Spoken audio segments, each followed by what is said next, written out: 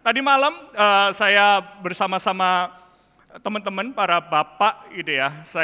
Kita cerita mengenai bagaimana kita menjalankan peran sebagai seorang bapak. Dan saya tunjukkan foto anak saya baik yang perempuan, I miss her so much. Istri saya juga I miss her so much karena sudah 4 bulan ini mereka lagi di Singapura bersama-sama dengan keluarga dari istri saya dan saya bersama-sama dengan anak saya di rumah gitu ya. Tapi yang lebih dari semuanya itu I miss waktu-waktu membesarkan. Saya tunjukkan foto pada waktu mereka baby gitu ya, bagaimana di tangan saya itu sebesar handphone Joy mungkin ya, handphone zaman dulu ya yang bisa buat disawat itu loh, bukan handphone sebesar telepon. Saya lihat kemudian tumbuh besar, kemudian sekarang udah 19 tahun. Saya katakan buat teman-teman yang memiliki anak yang masih kecil, enjoy your moment gitu ya, karena setiap season itu berbeda. Season saya berbeda gitu ya. Teman-teman godain, pastor sudah siapkah nanti akan mantu gitu dan lain sebagainya. Belum kepikir gitu ya, karena masih harus sekolah dulu, kuliah dan lain sebagainya. Nah, tapi hari ini saya ingin kita sama-sama ngelihat video gitu ya, dari 2 teman kita yang sudah menjadi bapak, harusnya mereka mau kesaksian secara live anaknya, tapi hari ini kita akan lakukan secara video. Ada 2 bapak yang akan kasih sharing tentang keluarganya. Yuk sama-sama kita lihat sama-sama, silakan.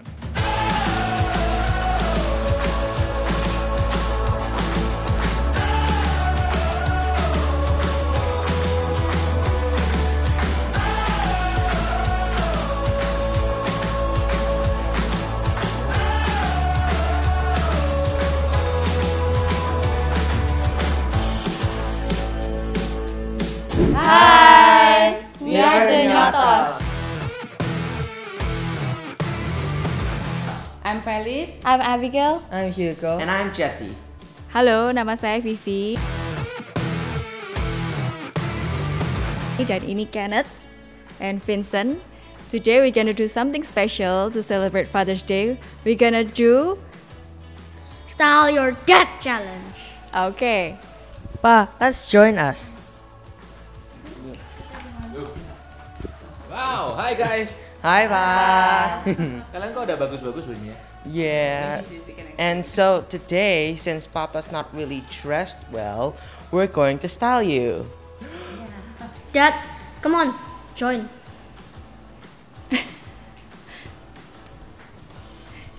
Kok gitu? What should I do? What's going on here? We are gonna dress you up in this challenge, and we are I am gonna dressed up. try to dress you into something. Something better? Something that we think on our own imaginations. This is my very best. No, this is your. Yang lebih keren gitu loh ya, yang lebih keren.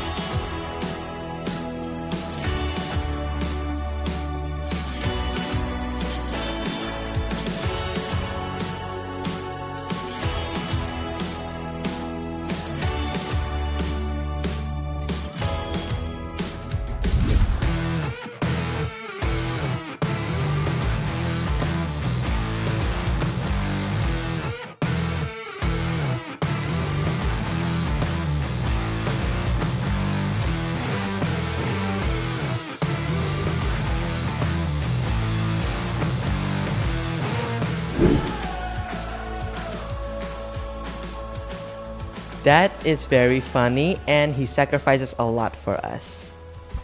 Dad is very smart and he's very thoughtful of us. Wow. Papa is very meticulous and Papa is very friendly and easy to blend with many peoples. Happy Father's Day, Papa. Words nor actions can describe how much I am thankful for having you as my dad. all the sacrifices you have done for me and our family are far from close to our sacrifices for you. Thank you for all the memories, smiles, even laughters. Celebrate this day, Pa. Enjoy. You're the best father I could have asked for.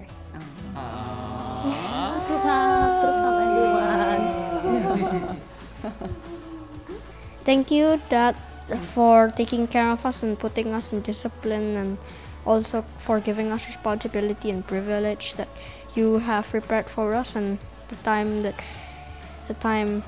we all can spend time together. Thank you for this wonderful time and these things that we already been gotten with you. Oh, appreciate that. You're welcome. Next is my brother. Vincent.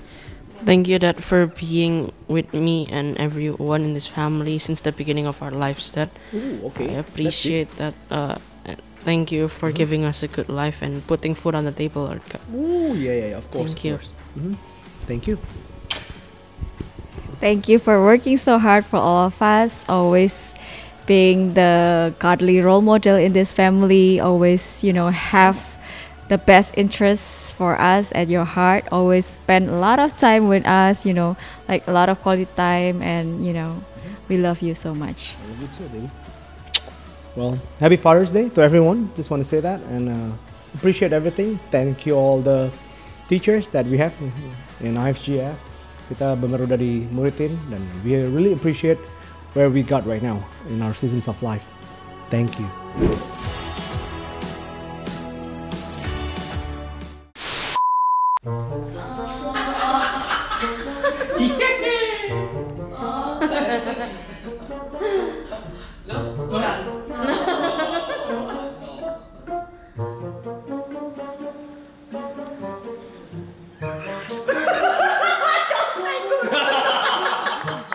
Once again, Happy Father's Day buat Anda yang online. Kalau Anda ngeliat Pak Teddy hari ini lagi berulang tahun gitu ya. Kalau Anda ngeliat say happy birthday, mungkin dia lagi nonton secara online.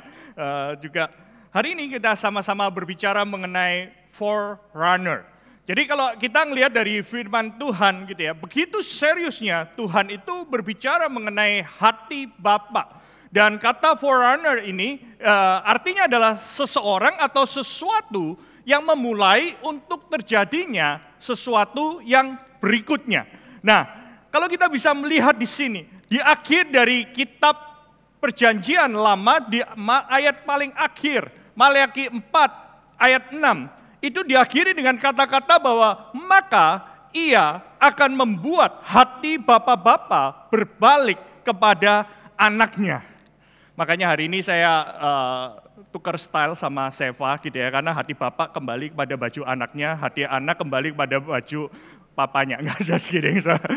Saya cuma bilang, kita melihat selalu ada dua generation serving together. Ini isi hati dari Tuhan bahwa hati bapak itu berbalik kepada anaknya dan hati anak-anak kepada bapaknya, supaya jangan aku datang memukul bumi sehingga musnah. Itu dalam Perjanjian Lama. Di akhir dari kitab Perjanjian Lama, di ayat terakhir Tuhan menjanjikan bahwa ada suatu generasi yang baru yang membuat hati bapak kembali kepada anaknya dan hati anak kepada bapaknya, supaya jangan aku datang memukul bumi dengan musnah. Nah, ayat yang sama diulang kembali pada Lukas 1 ayat 17. Di awal Lukas pasal 1. Jadi di Injil Tuhan mengatakan tentang Elia, tentang Yohanes Pembaptis. Dia mengatakan dia akan berjalan mendahului Tuhan dengan roh dan kuasa Elia untuk membuat hati bapak-bapak berbalik kepada anaknya dan hati orang durhaka kepada pikiran orang benar. Dan dengan demikian dia menyiapkan suatu bagi Tuhan suatu umat yang layak baginya. Yang setuju boleh katakan amin. Amin. Ini ayat yang kita baca hari ini. Can you imagine dalam bahasa Inggrisnya terjemahan Amplified dikatakan, He will go as a forerunner. Dia akan berjalan mendahului, bicara soal Elia, berbicara soal Yohanes Pembaptis. Tujuannya apa? Turn the heart of the fathers back to the children. Dia mengatakan bahwa hati anak itu untuk kembali kepada bapaknya dimulai dari pemulihan dari hati bapak. Hati bapak itu yang kembali kepada anaknya. Dan dikatakan pada waktu hati bapak itu kembali kepada anak, dia akan mengubah dari hati yang disobedient. Makanya kita bisa melihat, kenapa dunia ini semakin lama, semakin gak taat lagi sama Tuhan. Semakin lama semakin banyak pemberontakan. Dan Tuhan mengatakan di sini, kuncinya adalah bagaimana hati Bapa itu bisa kembali kepada anaknya. Dan bisa mengatakan bahwa disobedient to the attitude of the righteous. Can you imagine dari hati ayah? Saya berbicara pada setiap ayah di sini. Saya berbicara pada setiap pria yang akan menjadi ayah di tempat ini. This is a very important job di akhir zaman ini. Waktu Tuhan mengatakan di kitab Maleaki, dia mengakhiri dengan pemulihan hati Bapa. Waktu kitab dari gospel diawali dengan janji pemulihan hati Bapa. Diakhiri dalam kitab Wahyu, diakhiri dengan pesta pernikahan anak domba bersama dengan Bapa di surga. Tuhan mengatakan begitu pentingnya peran seorang ayah. So dad atau calon ayah di tempat ini, you have one of the most important job in the world. Jadi ayah itu susah banget karena memang dari kita nggak ada yang sempurna. Makanya hari ini saya mengatakan dari hati Bapa kembali kepada anaknya, dia bisa mengubahkan hati yang tidak taat kepada the attitude of the righteous, yang selalu untuk mencari dan submit to the will of God. Sudah bayangkan, makanya no wonder Mother Teresa pernah mengatakan kalau Anda ingin mengubahkan dunia, just go back and love your family. Dan hari ini saya mengatakan, kalau Anda ingin mengubahkan dunia, yuk sama-sama. Masa lalu kita, mungkin kita mengalami begitu banyak kegagalan, tapi di sini dimulai dari hati Bapa yang kembali kepada anaknya. Dia bisa mengubahkan orang-orang yang disobedient to the attitude of the righteous, yang mau submit, tunduk kepada perintah Tuhan, dan kemudian make people ready, perfectly prepared, spiritually, morally for the Lord. Jadi di sini kita bisa melihat dimulai dari father's heart, kemudian di sini attitude of the righteous, kemudian bisa menyiapkan people ready for God. Father's heart, the attitude of the righteous, kemudian people ready for God. So Anda punya pekerjaan yang sangat penting. Kalau ibu-ibu, Anda juga punya pekerjaan yang sangat penting sebagai parents. Makanya kita bisa melihat di sini, kita melihat bahwa bapak-bapak father's heart ini harus kembali kepada anaknya. Dan saya kemarin waktu seminar dengan dad, saya berbicara dari suatu buku yang saya punya udah hampir lebih dari 20 tahun. Dan saya rasa researchnya dia juga masih valid. Judulnya adalah Father's Connection dari Josh McDowell. Dia mengatakan dalam beberapa research, salah satunya dikatakan bahwa Dr. Martin Dutch mengatakan bahwa father's presence and conversation itu especially at dinner time stimulates a child to perform better at school. Dia mengatakan, dokter ini mengatakan bahwa kehadiran. I know bahwa beberapa orang mungkin nggak punya ayah, tapi di sini katakan kalau punya ayah tapi nggak pernah presence dan nggak pernah punya conversation, especially dikatakan kalau kehadiran itu punya stimulate a child to perform better at school. Bahkan studi dari 1337 medical doctors yang graduate dari Johns Hopkins University antara tahun 1948 dan 1964 mengatakan bahwa lack of closeness with parents was the common factor of hypertension, coronary heart disease, malignant tumors, mental illness, and suicide. Can you imagine, berat banget dikatakan. Bahkan Dr. Armand Nicoli mengatakan bahwa emotional or physically absent fathers contributes a child low motivation for achievement, inability to defer immediate gratification. Dikatakan bahwa ketidakdekatan antara orang tua dengan anaknya ini menyebabkan orang nggak punya motivasi. Motivasinya lemah untuk bisa tahu tentang achievement. Kemudian dikatakan di sini inability to defer immediate gratification. Nggak bisa menunda, maunya segala sesuatu instan, pingin reward cepat gitu ya. Dan kemudian memicu low self-esteem. Dan kemudian dikatakan group influence, dia mengatakan untuk kenakalan remaja. Dia menuliskan kayak itu. Bahkan sebaliknya dikatakan closeness to parents are more likely feel satisfied. Orang yang bisa puas, konten terhadap kehidupan ini. Kemudian itu mendukung orang untuk bisa abstain from sexual intercourse, premarital sexual intercourse ya. Walk in the truth and morally ready read the Bible consistently, and pray daily. Guys, Papa, pegang pundak Anda, tepuk gini, you have the most important job gitu ya. Kalau enggak yang pokoknya important job di dalam dunia ini. Don't take it for granted kesempatan untuk menjadi ayah. Anda enggak semua kita mungkin dipanggil untuk menjadi pemimpin hebat atau pemimpin yang besar gitu ya, pemimpin yang luar biasa. Tapi setiap kita paling enggak kita bisa menjadi pemimpin dalam rumah tangga. Anda yang masih single, learn about leadership. Karena kita bisa melihat Bapak di dunia bisa gagal. Saya katakan, ketika kita bisa melihat, hampir 20 tahun saya dalam pernikahan, dan setiap tahun saya bisa melihat, setiap Father's Day kita bisa mengevaluasi, sebenarnya apa ya yang kita bisa lakukan terhadap anak kita. Ada yang kurang, ada yang mungkin kita lakukan, banyak hal sebenarnya. Pernah, kalau Pastor Seva masih baru ya, nggak ada penyesalan, semua full gitu ya. Tapi ada hal-hal yang saya bahkan sempat minta maaf pada anak saya, minta maaf pada istri saya. Ada hal-hal yang mungkin pada waktu itu kita belum belajar. Dan terus terang kita semua bapak yang nggak sempurna. Saya nggak sempurna, pastor-pastor kita juga bukan bapak yang sempurna. Saya mau katakan itu gitu, kecuali Pastor Bobby gitu ya. Kebalikan, gantian. Minggu lalu saya kena, sekarang kamu kena. Just kidding. Guyon antar pastor biasanya, tapi nggak boleh di mimbar, oke? Yuk. Nah, tapi kita bisa melihat di sini, walaupun ada beberapa dari Anda mengatakan, Pastor, aku nggak punya ayah, atau aku nggak punya figur ayah yang benar di dalam kehidupanku. Orang tuaku nggak kenal Tuhan, mungkin keluargaku hancur, orang tuaku mungkin lahir dari keluarga broken home, dan dia mengatakan bahwa it's okay kalau kakekmu broken home, papa mamamu broken home, anakmu juga broken home, it's okay seringkali. Tapi satu hal yang kita nggak bisa deny adalah dalam firman Tuhan itu dikatakan 1 Korintus 8 ayat 6, dikatakan kita punya hanya satu Allah, yaitu Bapa. Dan kata Greek-nya itu adalah pater. Pater ini artinya sumber. Jadi can you imagine bahwa setiap dari kita, Papa itu dikatakan dari kata pater, itu artinya sumber.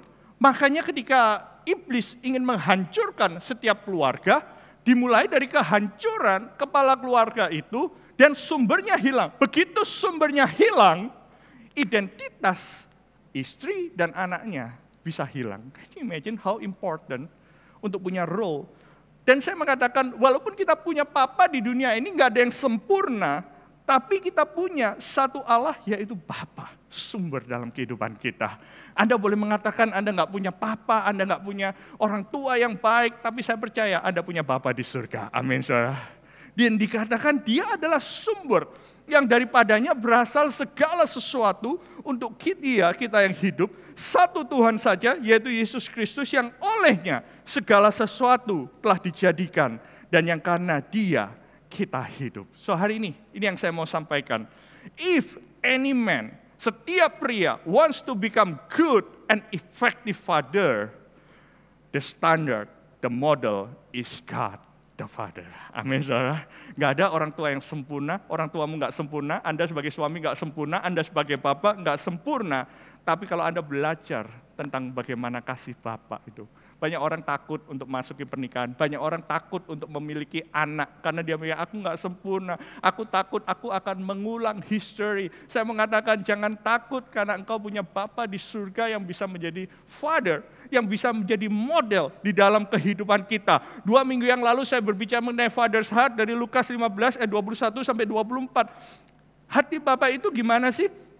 Memiliki belas kasihan, dia mengampuni. Bapak itu mengasihi, Bapak itu mendamaikan. Bapak di surga itu dia ingin memulihkan. Dan hari ini saya ingin berbicara paling enggak 3 hal dari banyak hal yang kita bisa pelajari mengenai Bapa di surga itu.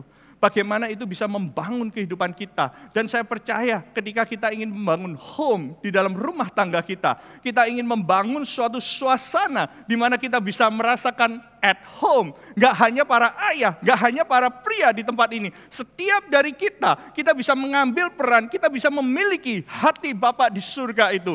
In this Father's Day, saya berdoa ketika kita sama-sama berjalan bersama-sama dengan Tuhan. Dimanapun Anda berada, di tempat pekerjaan Anda, di rumah tangga Anda, di keluarga Anda bisa membangun home ini.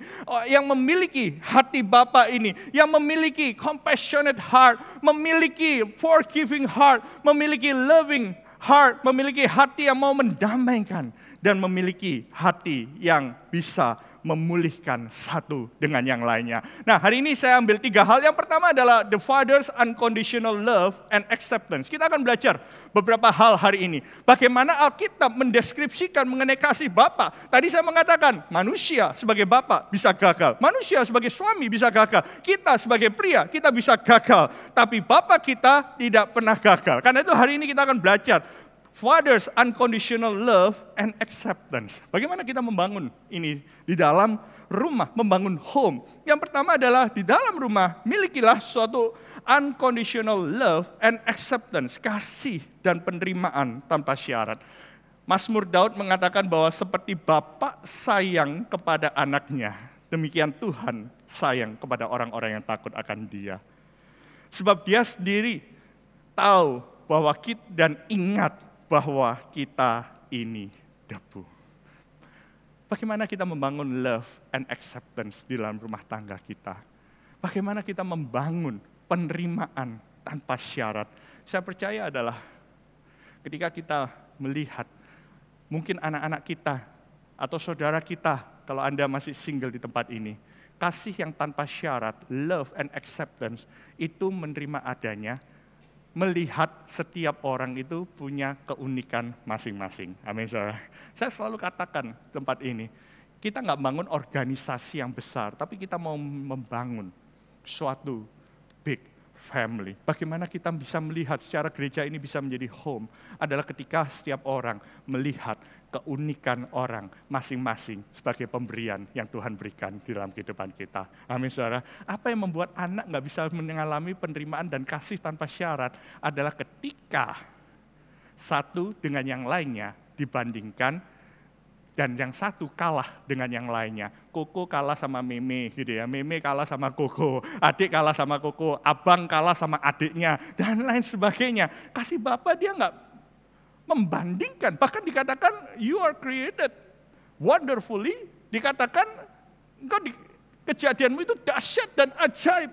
Kasih Bapa dia melihat setiap keunikan kita masing-masing, dan setiap dari kita berharga. Demikian juga love and acceptance di dalam kehidupan kita.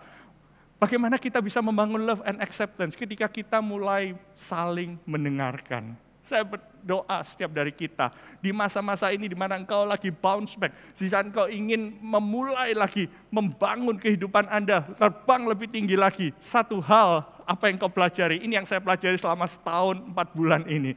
Lebih banyak mendengar daripada ngomel, lebih banyak mendengar daripada menghakimi orang lain. Yang mau bersama-sama dengan saya boleh katakan amin. Amin, saudara.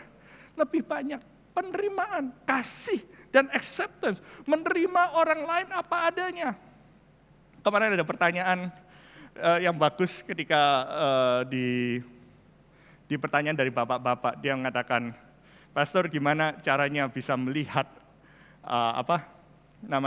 memulai anak masuk dalam masa remaja. Setiap season itu beda. Dan saya mengatakan kalau anak masuk dalam remaja, saya share. Waktu anak saya yang pertama umur 11 sampai 12 tahun gitu ya. Banyak orang lihat masa remaja itu umur 13 tahun. Tapi istri saya selalu belajar dan saya dikasih tahu dia pada waktu anak saya umur 11 sampai 12 tahun yang pertama. Kemudian kita ajak.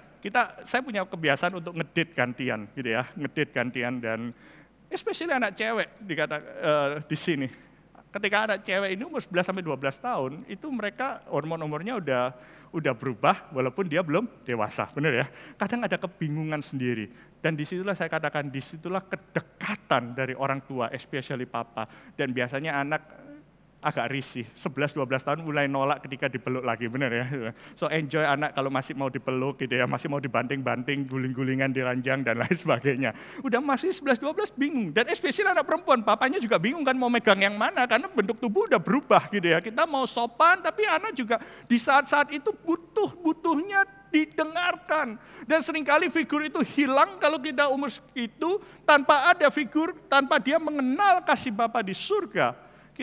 Kita gak akan bisa melihat anak itu bisa bertumbuh dalam love dan acceptance. So I pray setiap dari kita, seperti Bapak sayang pada anaknya adalah love and acceptance. Dan di dalam perjanjian baru, Roma 8 ayat 38 sampai 39 mengatakan, ayat 39 especially mengatakan bahwa tidak akan dapat memisahkan kita dari kasih Allah yang ada di dalam Kristus Yesus.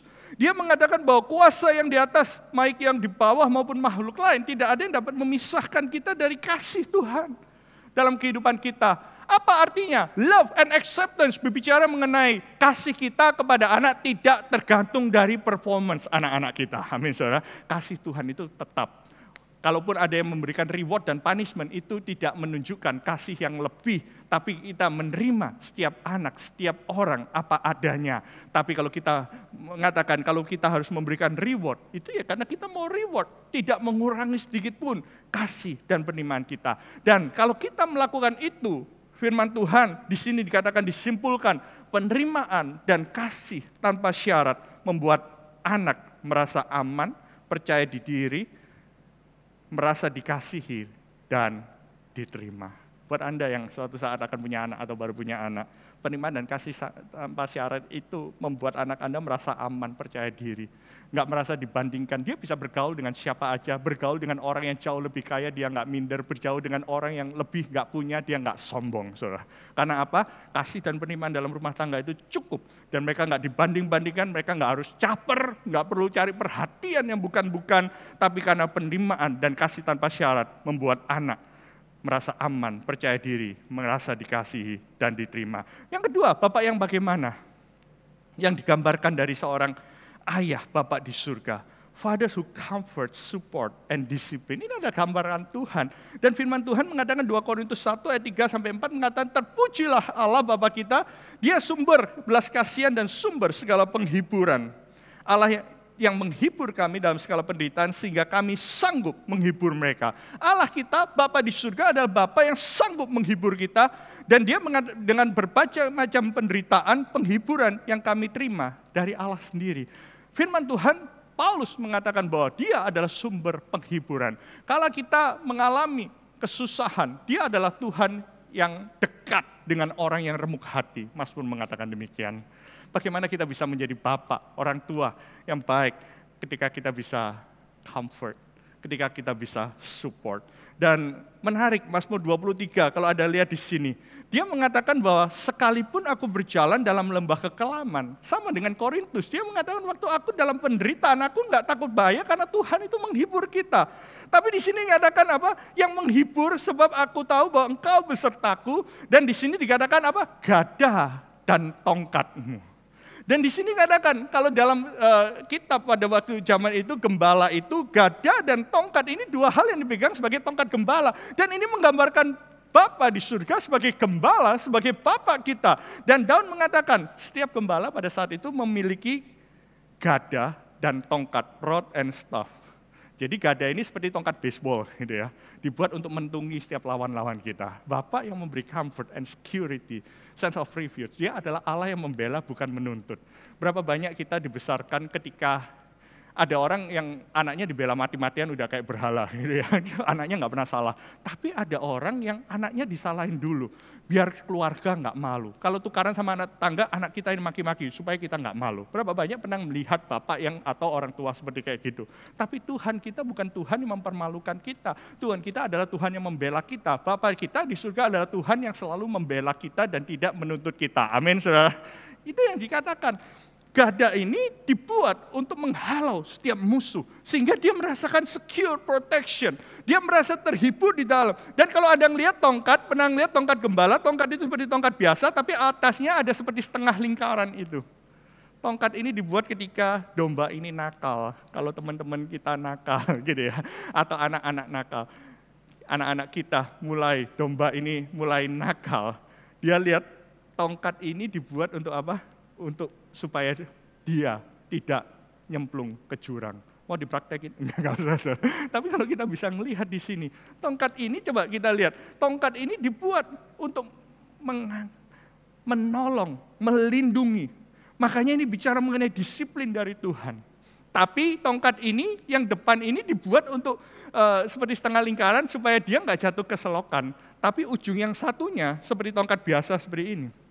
Kalau Anda melihat gembala, kalau dia lagi menggembalakan, dia pakai ini cuma untuk nepuk-nepuk dari belakang, untuk menggembala. Ayo, kayak orang angon wedus ya, gitu kalau bahasa.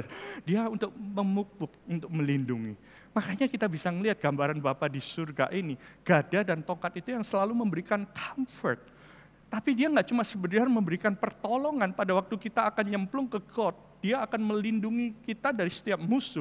Dia akan melindungi diri kita ketika kita mau menjauh dari Tuhan. Bicara mengenai disiplin, tapi dia juga Allah yang memberikan comfort, yang nepuki kita. Ayo, jangan sana. Makanya Tuhan mengatakan kita bisa jatuh tapi nggak tergeletak karena tangan Tuhan itu memegang setiap kehidupan kita. Tuhan yang menuntun kita di setiap jalan kita. Dan kalaupun kita bisa memberikan disiplin, Bapa yang nggak bisa memberikan disiplin membuat anak-anaknya tidak tahu the values of right and wrong. Karena itu banyak orang, bapak-bapak menyerahkan disiplin itu kepada pihak ketiga atau istrinya. Gitu ya. Enggak apa-apa kamu boleh disiplin anak saya, misalnya orang yang mengasuh anak kita. No, disiplin itu tugas ayah. Dan Ibrani 12 mengatakan, dan bapak-bapak kita di dunia ini mengoreksi kita masing-masing hanya untuk sementara. Sesuai dengan apa yang mereka anggap baik. Tapi pada waktu Bapa Surgawi mengoreksi kita selalu tepat dan berguna. This is the discipline. Pada waktu kita mau jatuh, kita kemudian ditarik lagi, itu sesuatu yang enggak enak. Karena kita mau karpe dewek.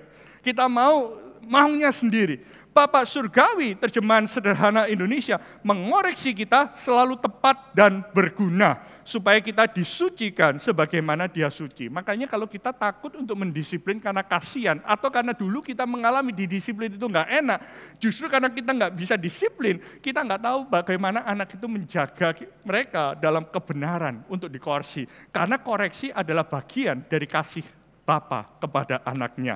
Memang setiap kita kali dikoreksi, pengalaman itu tidak membuat kita senang. Pada waktu kita mengalami disiplin, tapi itu membuat kita sedih. Tapi sesudah kita dididik oleh pengalaman itu, hasilnya adalah kita hidup lebih benar dan merasa tenang di mata Allah. Makanya di sini kita melihat dukungan moral, rasa nyaman, dan disiplin itu menjadikan anak-anak kita mampu mengatasi persaingan yang tidak sehat.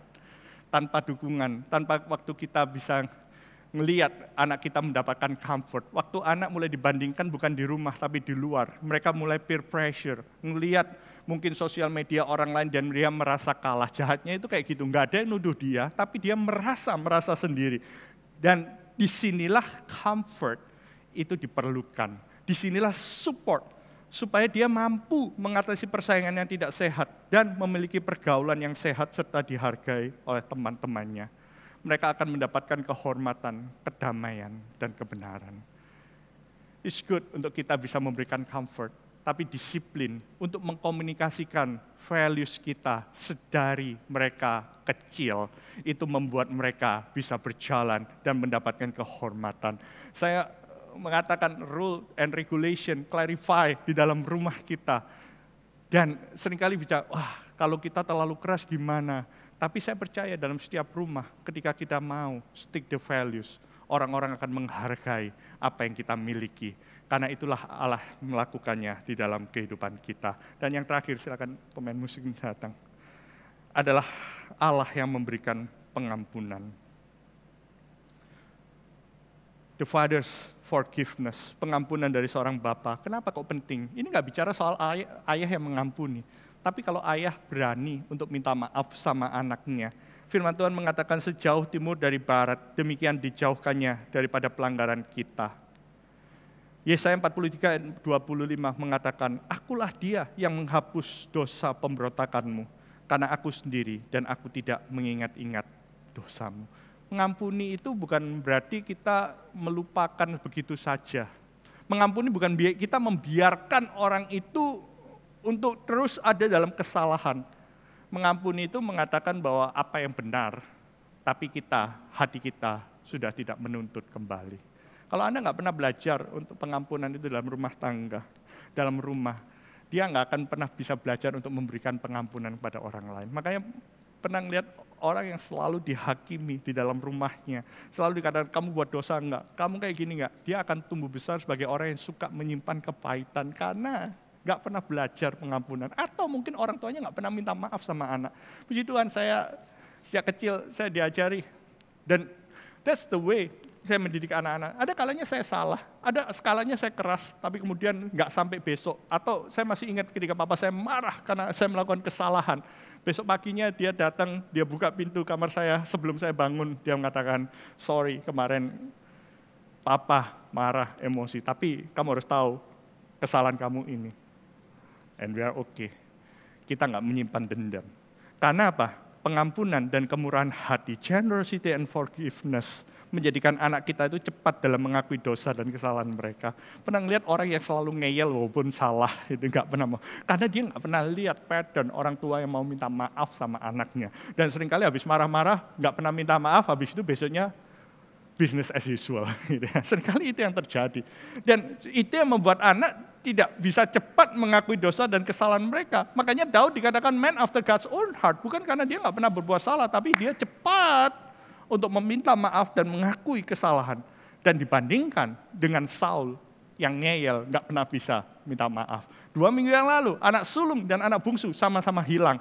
Tapi yang mana yang mengalami home, dia mengalami di rumah, karena yang tadinya berdosa kembali minta maaf. Kita nggak pernah dengar dari anak sulung ini, karena memang itu perumpamaan Tuhan Yesus untuk menggambarkan orang Yahudi dan ahli Taurat. Mereka merasa benar, tapi nggak pernah bisa meminta maaf. Dan itu yang membuat anak-anak tumbuh, nggak bisa cepat mengakui dosa dan kesalahan, tidak mudah mengampuni orang lain. Kalau kita belajar pengampunan dari rumah, dari home, this is real. We make mistake, we say I'm sorry, we love. Walaupun kita nggak perfect, kita nggak sempurna, kita akan mudah memberikan pengampunan dan sabar terhadap orang lain, serta memiliki rasa percaya diri dan gambar diri yang sehat. So hari ini, yuk kita belajar tentang Father's Heart, unconditional love and acceptance, yang membuat orang yang ada di dalam rumah itu feel secure, confident, love, and accepted. Kita belajar untuk bisa comfort satu dengan yang lain di masa-masa saat ini. To give support, even discipline. Sehingga kita bisa melihat orang yang di dalamnya punya healthy friendship, earn respect, peace, and righteousness. Gak gampang mengalami peer pressure. Dikit-dikit melihat orang lain lebih hebat, kita minder sendiri. Tapi kita juga belajar Father's Heart tentang forgiveness. Sehingga generasi yang dihasilkan bisa quickly admit the sins and mistakes, forgiving and patient with others, and enjoy healthy sense of self-esteem. Kalau kita ingin sebagai forerunner, orang yang memulai supaya terjadi dari hidup kita, hati Bapa kembali kepada anaknya, siapapun kita memahami Bapa di surga, dan kita bisa melihat the next generation, anak-anak kita, akan berubah dari yang tidak taat menjadi pada pikiran orang benar. Sehingga dengan demikian, we are together, we preparing the next generation for the future. Umat yang layak bagi Tuhan. Saya sering pakai quote ini, tapi saya mau ulang hari ini. Your greatest contribution in this life may not be something you do, but someone you raise.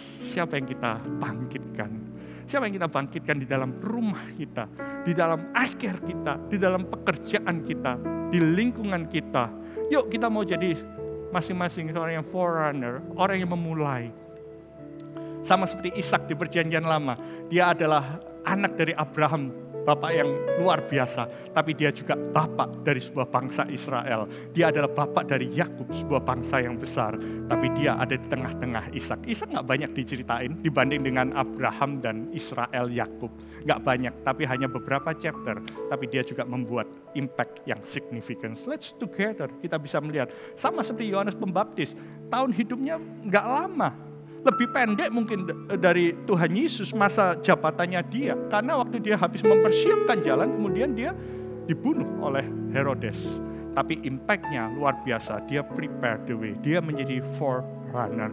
So, saya mengatakan mungkin nggak semua dari kita akan dipakai untuk menjadi bangsa yang besar, presiden dan lain sebagainya. Tapi setiap kita dipakai untuk mempersiapkan dan membangkitkan orang-orang yang takut akan Tuhan. Siapapun kita di sini, yuk dimulai dengan kenal hati Bapa. Amin. Yuk sama-sama kita bangkit berdiri. Kita sama-sama mau akhiri, kita mau sama-sama berdoa. Thank you Lord Jesus.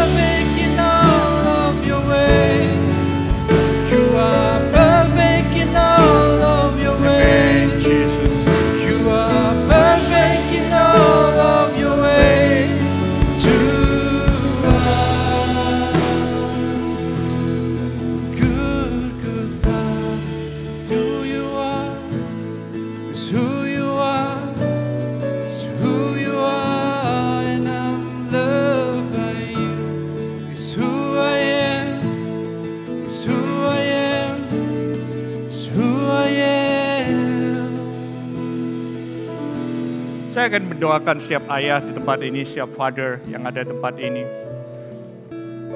Tapi sebelumnya saya ingin berdoa buat Anda. Kalau firman ini buat Anda, mungkin dalam hidup Anda merindukan dalam hidup ini untuk Anda mengenal kasih Bapa lebih dari sebelumnya.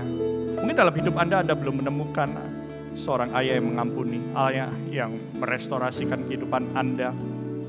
Ayah yang mungkin selalu ada comfort you. Tapi hari ini Tuhan ingin reveal the love of the Father itu di dalam kehidupan Anda. Kalau ada Anda saat ini, baik di tempat ini maupun di rumah, saya ingin berdoa buat Anda, biarlah Anda mengalami kasih Bapa itu di dalam kehidupan Anda. Taruh tanganmu di dadamu pada saat ini dimanapun Anda berada. Biarlah engkau mengatakan mungkin aku gak punya role model itu di rumahku. Mungkin aku gak pernah mengalami, semua orang mungkin mengecewakan, semua orang menyakiti hatiku, semua orang menghakimin aku hari ini. Tapi hari ini aku dengar bahwa kasih Bapa yang sempurna itu ada di dalam kehidupan aku. Karena hanya Dia, Allah yang sempurna. Mari sama-sama taruh tanganmu di dada. Saya ingin berdoa buat Anda. Bapak berdoa Tuhan dimanapun kami berada Tuhan. Saya berdoa Tuhan untuk tangan-tangan ditaruh di dada hari ini. Siapapun kami Tuhan. Lord, I want to raise up Tuhan. Pria dan wanita yang takut akan Tuhan, yang mengenal kasih Bapa, dan kasih itu ada di dalam kehidupan kami, sehingga kami bisa melihat the next generation. Tuhan boleh rise up Tuhan sebagai orang-orang yang mengenal kasih itu secara utuh. Bapa, ampuni Tuhan kalau ada hati yang tidak mengampuni hari ini Tuhan. Biarlah kami boleh lepaskan pengampunan Tuhan. Biarlah hati kami boleh dipulihkan Tuhan, sehingga kami boleh melihat Tuhan pemulihan demi pemulihan Tuhan. Hamba berdoa Tuhan hari ini Tuhan, untuk hati itu yang merasa insecure Tuhan, karena kami gak merasa Tuhan ada orang yang bisa diajak bicara, gak ada orang yang Tuhan yang bisa mendengarkan isi hati kami. Hamba berdoa hari ini Tuhan, biarlah pemulihan hati itu Tuhan, karena Engkau Tuhan, You are the Lord who can listen to us Lord Jesus. Engkau yang bisa comfort us, Lord Jesus. Engkau yang bisa mendisiplin. Engkau yang bisa menopang saat kami membutuhkan Tuhan. Hari ini biarlah Engkau sendiri Tuhan melawat setiap hati Tuhan. Sehingga kami bisa menjadi Bapa. Sehingga kami bisa menjadi orang-orang Tuhan yang benar-benar mengenal kasih Bapa dan bisa mengalir Tuhan kasih itu dari kehidupan kami. Thank you Lord, thank you. Hari ini saya ingin berdoa untuk setiap ayah tempat ini. Angkat tanganmu di hadapan Tuhan. Bapak hamba berdoa Tuhan. Biarlah Tuhan, kalau ada istri Anda, yuk istri doakan suami Anda hari ini. Kalau ada di sebelah Anda, dimanapun Anda berada, baik engkau yang onsite maupun yang offline. Let's pray. Tugas Bapak gak gampang. Dia harus cope dengan pekerjaan mereka, dengan banyak pikiran. Tapi mereka juga harus raise up next generation. I pray Lord Jesus. Berikan kemampuan Tuhan buat tugas ini Tuhan. Bukan milik Tuhan, bukan tugas yang mudah Tuhan, tapi tugas yang besar Tuhan. Especially Tuhan buat setiap kami Tuhan.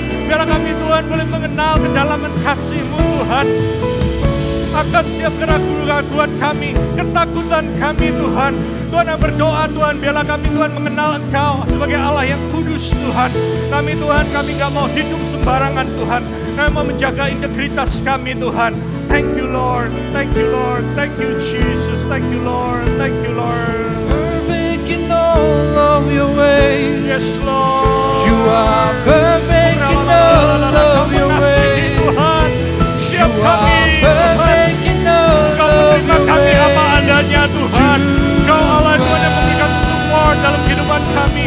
You comfort us You Lord are Jesus. perfect in all of your ways. Kau Allah yang mengampuni kami are Tuhan. perfect in all of your ways. You are perfect in all of your ways. To us, sing it out. You're perfect, Lord. 'Cause you are perfect in all of your ways. Yes Jesus. You are perfect in all of your ways. You are perfect in all of your ways to us. Good, good Father, it's who you are, it's who you are, it's who you are. Mari angkat tangan kita. It's who I am, it's who I am, it's who I am. Dalam berkat dari Allah Bapa dan kasih Yesus Kristus, kuasa Roh Kudus menjagai, menyertai umat Tuhan. Mulai hari ini sampai Maranatha, Tuhan Yesus datang kedua kalinya. Semua yang percaya berkat Tuhan sama-sama katakan amin. God bless you. Happy Sunday buat anak. Thank you Pastor Eman for a beautiful message di Father's Day ini. Mau belajar, kamu dapat apa nih Far? Ya kita harus mengerti hati Bapa di surga supaya kita bisa raising up people who are ready for God. Iya betul banget. Iya, betul Kamu banget. siap menjadi Bapak di masa depan? Amin, semoga. Amin semoga. Well, ada pengumuman penting. Minggu itu? depan kita ada Pak Paulus Bambang. Wow, nggak Yang sabar ya pastinya Naya. nggak sabar banget Pasti banyak ya. ilmu yang didapat. Betul banget.